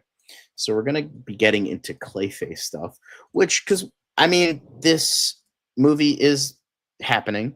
And, I'm excited for it because I love Mike Flanagan. I think he is amazing. I think he's an amazing talent. And James Watkins, I don't hate James Watkins. I don't love him. I don't think he's the best choice for this, but from some of his work in the past, I think he can do it. And so that gives me some hope. So as we've shown from the thumbnail, my first choice for Clayface is James McAvoy. So the reason I picked James McAvoy is for a multitude. I mean, he's a great actor. One. Second, I've always described him as sort of a chameleon actor. Like when I go see a movie with James McAvoy, I never see James McAvoy. This dude is just good at just fully going into whatever role he's playing. Good, bad, rarely bad, but good, but mainly good. So I just feel like that works with the Clayface character who is partly a shapeshifter. So the fact that he can play multitudes of different roles, he can do that in one role as one guy. So I think he would be able to do that magnificently. And he worked with James Watkins on his last movie with Speak No Evil. So there is a bit of history there if James Watkins wants to work with someone again. And James McAvoy is great. Now, I know somebody in the comments earlier was talking about like, no, I don't think James McAvoy is a good choice. They would want Michael Chiklis for the role of Clayface, which no. The whole point of Basil Carlo is that he's kind of not a prestigious actor, but thinks he is, and he thinks he's more deserving of all these roles. But the way I envision that this version of Clayface would be is, and the reason for most of my choices is guys in their 40s. Now, in Hollywood, when you hit 40, you're a senior citizen. You're old news. And then you're going to be treated as such until you're like 60 or 70. Then you're going to be seasoned. And then you're going to be like, have like mentor roles and all that shit. Yeah. Yes. But I would want to play that around with the Clayface character because from the synopsis we got, he's an aging guy who takes a substance and then becomes Clayface. So the reason I picked 40 is because it's sort of like an ageism thing, because I think that's a very good angle to take. I know the substance technically did it, but Clayface came first. Clayface came out in like the 50s and 60s, at least the Matt Hagen actual clay monster version. So suck it. So I do think that they should go with that. Like, don't actually pick someone who's really old, because then they can't play the character multiple times if they do bring them back. But play with the idea of like fucking over like actors that are perceived as old when they're not actually old. So Yeah. I think he's so James McAvoy, he's 45. So, and he's showing some gray, because he's like, fuck it, I'm 45, I don't need to play young anymore, I'm just gonna go full gray. And he's rocking it. I mean, he's an attractive man, so he's just like, fuck it, I can do whatever I want. And James McAvoy, I have him as so many roles. He's so talented. He can play anything. I'd love to see him in the DC universe. And this is more likely because he's mainly playing villain roles. I would hate to have him typecast, but he has worked with this director before, so I think that would be really awesome. And just like, who wouldn't want to see more of James McAvoy? Like, that's lovely. I mean, wouldn't you want to see more of James McAvoy? I mean, I'm not gonna not want to see more of James McAvoy. Like, I'm not gonna be Exactly. like, no, it's too much. No. Exactly. So, now the next person I have goes way different, but just stay with me here. And unfortunately, IMDb doesn't have a good picture of him. But the next guy I have needs some superhero redemption, because his last superhero role was not very good. And I think he could play more of the physicality role of Clayface. And I'm going with Toby Kebbell. Now, Toby Kebbell, he's 42. Again, fits into the idea I have in terms of like aging actor that isn't actually aging. So Toby Kebbell, he's known for a lot of different things. Like, he infamously played Dr. Doom in the god-awful Fan Four Stick movie. So it's like, all right, bro needs a little bit of redemption there, first off. Second off, he's played villains before, straight up villains. He played I think his name was Rocket in Dawn of the Planet of the Apes. And with that, he's known for playing motion capture characters. He's played a bunch of different characters in not only the Apes movies, but he's also played other mocap characters as well. So he has that on his side. So he can do the motion capture for like a big CGI Clayface if need be. So you don't need like a stunt actor or anything. Not saying like James McAvoy or any of my other choices wouldn't, but he is proficient in that. Plus, he also has done practical effects a lot in the past. So if you want to do, since we're going to be getting that amazing penguin makeup artist, Mike, on this movie, Toby Kebbell can do that physically as well. So, and I just think he's a really good underrated actor. He's not a huge name, and I don't think you would need a huge name to sell a Clayface movie. I think the brand is probably going to do most of it. But I think Toby Kebbell would be great. I think lesser actor, he still fits the idea that I have, even though that might not be the idea they're going for. But thoughts on Toby Kebbell, yay or nay? Or maybe I'm not really familiar with him, so, but I mean, again, I kind of defer to you on all of these. If you think he'd be good for the role, sure. But yeah, I love this actor a lot. I think he's incredibly underrated. So I would absolutely love to see him. Now we're going with more like back to more well-known actors. The next one I have, since the shit fucks down the street are treating him so poorly by not giving him a season 2 of Moon Knight, the next one I have is Oscar Isaac. I think Oscar Isaac, he's one of the most talented actors working today. He's pretty darn good. He's 45. So again, fits, and he's got a little bit of the salt and pepper.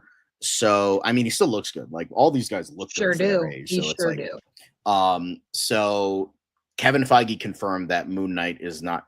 They're not doing a season 2. They're not bringing him up again. So it's like, I mean, I was shocked you were guys. even considering a season 2. To be perfectly fair, I really was, because it just did so poorly. I never even finished it, to be honest. Which is a shame, because Moon Knight is such a fucking amazing character, and they completely fucked him over. Like, that character played by this actor, guys, you screwed the fucking pooch. So, hey, why don't you come take a walk on the wild side, Mr. Isaac, and be part of this wonderful Clayface movie. She's probably better than this, not gonna lie. But I mean, he's played such a grab bag of great characters, good, bad, everything in between. Like, he played fucking Poe Dameron, good guy. He played the character in a Most Violent Year, I think, or something like that. I heard he was excellent in that movie. Bad guy, and then kind of like weird in between in like Ex Machina. So he was also great in the Card Counter. Yeah, he's I heard the Card Counter was great. Yeah. No, I mean Paul Schrader, he knows what he's doing. So so I think Oscar Isaac most definitely he could do it amazingly. I don't know about physicality, but I think he could definitely do. I think he'd be all right. I mean, yes, but I'm just saying, like, I'm thinking about more character-driven aspects. Like with James McAvoy, I was imagining the shapeshifter. Toby Kebbell, I was imagining the physicality. This, I think he could just be a great actor and just showcase the physicality of the performance, or showcase the character-driven aspects of the performance. So yeah, fucking Oscar Isaac. Who wouldn't love to see him as Clayface? So yeah. Next up we have, this is the youngest actor I have, but I think again would do it brilliantly. He kind of feeds into the James McAvoy aspect of like a chameleon because he has the range. But I think Taron Egerton, he's 35. He's the youngest out of all of my choices. But honestly, I could see him doing he's played Elton John. He's wearing a lot of stuff on his face. And then he has the range. He played like Eddie the Eagle, Elton John, and then like Eggsy in the Kingsman movies. So I think Taron Egerton would be absolutely fucking amazing. That's fair. And he's like a good up and comer. So if you want to bring this character back for future movies, then this is your guy. So he has the youngness aspect if you don't want to go with the aging actor aspect of the character. So yeah, I think Taron Egerton would fucking knock it out of the park. And then in terms of my last guy, as sort of kind of like the new Ryan Gosling in a way, he recently did an amazing horror movie. So I thought might as well include Theo James in this discussion. Last guy. And he did play two different characters in that very well. So yeah, exactly. I can see that. Yeah, I honestly, I feel like this was the most the broadest range we've ever seen from him in a really long time. Exactly. Yeah. Because he was known as just the hot guy from Divergent, but he's shown in recent years he's like, no, I'm not just a pretty face. I can actually act. Similar with Ryan Gosling, many years after doing rom-coms and shit like that. So Theo James, he has the presence for it. He's shown that he can act. He's great. I don't know about physicality, but again, kind of going for more acting range with this one. I think he fits into more of the Oscar Isaac thing of the range of what he can do. And I think he could do that very well. And he is 40. He's, at that age, but still young enough to make it work. And then, something more horrid as we definitely saw those moments with, Bill in The Monkey, where he was kind of this weird tortured soul kind of thing, but clearly fucked up and going crazy. Yeah. So yeah, I think that would be fucking awesome, and I think Theo James would make a great choice. Yeah. Well, so not really knowing a whole lot about the character aside from what we've seen with oh my god, please give me the name of the show now that I Time Traveler's Wife. No.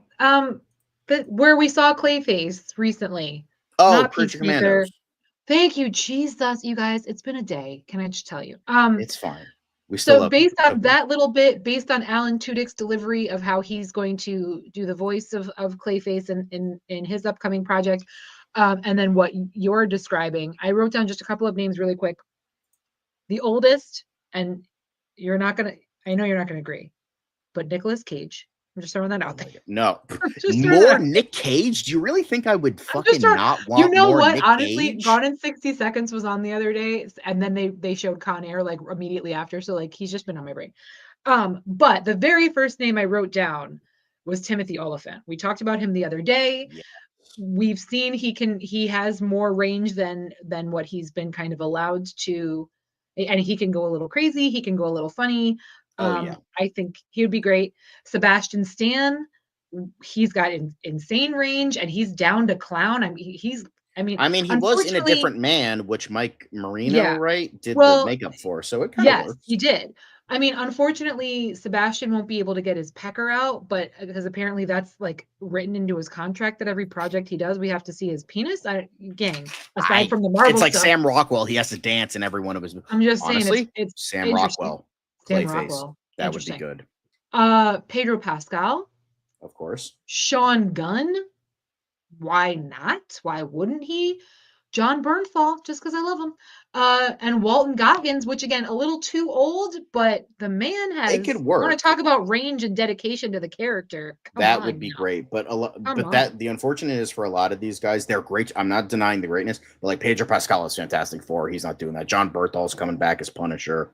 A lot of these guys, Timothy Oliphant, if he said no to Green Lantern, he's not going to say yes to Clayface. So I don't know. Obviously, maybe he's into that more. Who knows? Yeah. Honestly, yeah, because it's a one shot, maybe. So he's like, I can do that, and then Man of Steel Magnolia said Brendan Fraser. Why not? I would be down with that. Have Brendan him do a Fraser, DC return. I would like to see it. That would be great. But Nick, I'm honestly offended that you think I would say no to Nick Cage. Like, what do you think I am? But he's doing the fucking anyone who'd be down to clown, you know. I mean, and he still wants he's his doing DC Spider-Man right now, so and, like he's doing Spider-Man Noir. So I don't know if he's gonna be down for that, but yeah, I love all those choices. It's just like I'm trying to imagine like guys who aren't like doing anything major right now to like. I mean, Sean Gunn. It's his like Sean Gunn. I mean, having your bro be the co-CEO definitely gets you sneaking in there. I'm honestly surprised we haven't seen him in more things so far with DC. Yeah, he might. I mean, Marvel might have him by the nards. So yeah, but he's only craggling. Like, I mean, but he does. But he also does all of the work for Rocket as Rocket. Yeah, he does. Is Rocket coming back? Are the Guardians even coming back? Like. They're coming. It sounds like they're going to be coming back piecemeal in their own individual projects and probably like popping up in other things. That's fair. Star-Lord's certainly coming back for different things. Well, no, he's coming back in Doomsday. Ray J is in the chat. He's saying you should watch the Clayface episode of Batman the Animated Series. I also recommend it on Max. Ron Perlman does the voice. Shoot me the link, gang. Shoot me the. Ron Perlman is Clayface. I don't know if he would do it in live action. David but like, Harbour is Clayface. If we're going down the healthcare road, he's already Frankenstein, so he can't be Clayface. But Ron Perlman might be too old for a live action Clayface. But they're two different projects. Why couldn't he be Clayface? Why not? Because James Gunn already said if they already have a major character, that's the character they're playing in animation and live action. And Marvel's going to have David Harbour by the nards soon too, so he's already part of that as well. But yeah, Ron Perlman voiced Clayface in the animated series too. So if there's a reason to watch that episode, now you do, because Ron Perlman. Shoot me the link, gang. Ron Perlman, lovely man, also, gang, wonderful man. It's on Max. Do you have Max? I forget. I do, but you guys, I'm not gonna remember, so you gotta shoot me the link. Okay. There's too much to watch. I know. It's only like a fucking 22-minute episode. It's fine. I'm just saying, I'm going to go home and try and watch Invincible. Who knows if I'm even going to get to that. I'm doing the best I can with what I got. But anyway, I want to apologize, Liz, because we were supposed to review this earlier, but I totally forgot like an idiot. I knew I would. It's okay. But Liz has a movie review for us. So, Liz, why don't you take it? It's going to be real short. It's going to be real short, gang. In the Lost Lands, guys. Don't go see this. The writing is so god awful. The writing is so god awful.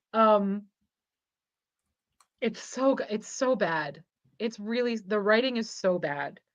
I mean, Dave's great. Mila. I will say they work well together. Like their cadence, the way they speak, they could be related. They both like are breathy and like pause in weird places that aren't necessary when they talk. Like That's William just how Shatner. I mean, but for some reason Mila thinks she's gotta like talk like this, and I don't understand it. But this movie's really bad. It, it's just so bad. I can't, the CGI world is not good. Was this in The theaters or did you watch this on Oh, I like? saw it in a theater, gang. I done Ugh. saw it in a theater. Did I fall asleep in the last like 5 minutes of the film? Yeah. It's To be fair, I almost fell asleep multiple times during the Led Zeppelin documentary. the costumes are good. Uh Trying to think of some positives. You don't have to. The costumes are good. Yeah. It's not a good film, gang. Everything about it is real bad. It's just not. I mean, they try to put in some jokes. They don't hit. They're not funny. They're not even cute. It's not good. It's not good. Is this the worst movie you've seen so far this year? This year, it might be. Oh, yeah. I feel like this would have been better maybe as a series, or like they kind of started it like already with the world being like you're supposed to kind of already know what the deal is when you start the film. It's just real bad, and I have nothing more to say. Yeah, that sounds about right. It's Apparently, regrettable. apparently Yeah. it was based on a short story by George R. R. Martin. See, I thought maybe it was based on like oh, that's right. It is based on a short story by George R. R. Martin. Yes, it is. Again, gang, he should not be wasting his time with that crap, and he should be wrapping up the fucking Game of Thrones series already. Well, he didn't write the script. But well, to me, it read very, and I had said in the beginning when we saw the trailer initially, I was like, so this is Resident Evil meets, and that it was along those lines where I'm in the theater and I'm like, oh, so this is based on a video game potentially, because they have to travel from one end of the land to another, and there's like a map, and they keep like each time they hit a spot on the map felt kind of like a new map in video games, you know what I mean? Like I mean, to be like they'd hit fair, the next level.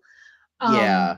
To be fair, That's I mean, how it Paul W. felt. Sanderson did do like 7 Resident Evil movies, so maybe he just Yeah. has like video games stuck on the mind. Yeah, so that's how it felt. And then, and then like the reveal of who the big boss is at the end, whatever, like there was supposed to be some kind of twist, and while it sort of was, it sort of wasn't. It was, and just the character development was just so blah and just not there, and Also, again, well, yeah, that's the Clayface okay. episode.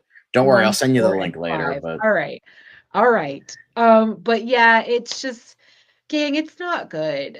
Go see Mickey 17. Go see Riff Raff. Do not go see my please. dead friend Zoe. Go see see any of those. Please do not spend your hard-earned Man of dollars. Steel Magnolia's asked, is it Madam Web bad?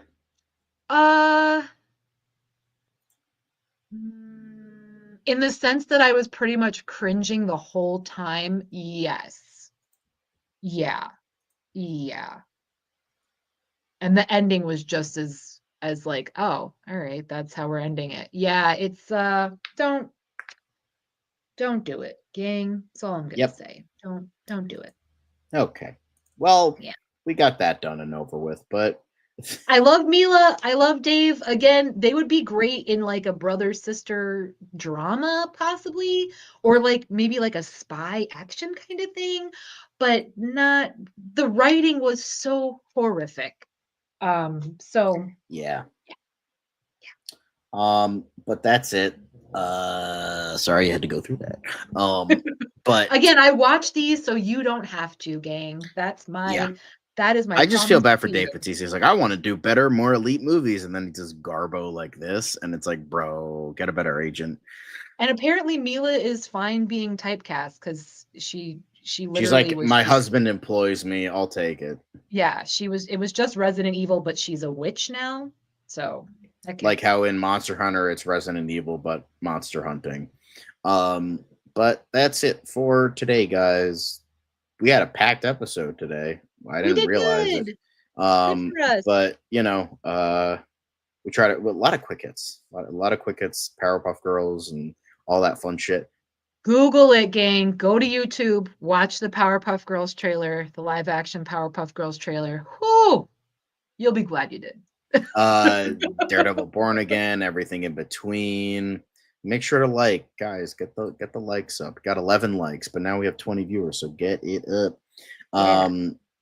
How does that dude still get work, man? I mean, Paul W. Sanderson has done good stuff in the past. It's just he doesn't do it anymore. Was he talking about him or is he talking about Dave? I hope you're not talking about Dave. We love Dave. But Man of Steel saying, oh yeah, Man of Steel, Ray J, Enterprising, Caleb stopped talking for a little bit. Caleb. Hosea popped in, Yep. Jalen, Stephen Ortega, Dan not getting sleep like usual. Yeah. Kavari, I've not seen your name before. Welcome to the chat. Ron, wait, what name was that? Kavari? Oh yeah. They were at the beginning. Mark Kana, Mark Kana, I'm for a hot sorry, second there. Tony Reyes, yeah. Ron. And Mark Kana said they love the fan casting of James McAvoy, so that's great. Although they did say Jensen Ackles for Clayface. I'll take it. I mean, am I gonna be mad about it? Am I gonna say no? Come on. But Hermosa Faye, yeah, you came into didn't like the James McAvoy fan casting, but that's okay. Hosea, take care. Thank you guys for watching. Appreciate y'all. We finally gave you the Clayface episode. Hey guys, Dan's out of town, so like we need to let's try and get more likes, and Dan like for Dan, aspire to when he gets back, like for Dan, and then the likes go down. No, they start. I meant disliking. like for us. Like for us. Yeah. But yeah, thanks fam for watching. We love and appreciate out, all of you. Sorry for the delay of episode. Sorry for the delay of episode today. Sorry, Liz, that I fucked up the In the Lost Lands review. It's fine. It's fine. We're all fine. Thank you for watching. Pressure on yourself, John, for this funny little show of ours. Anyway, thank you for watching. We'll see you all tomorrow.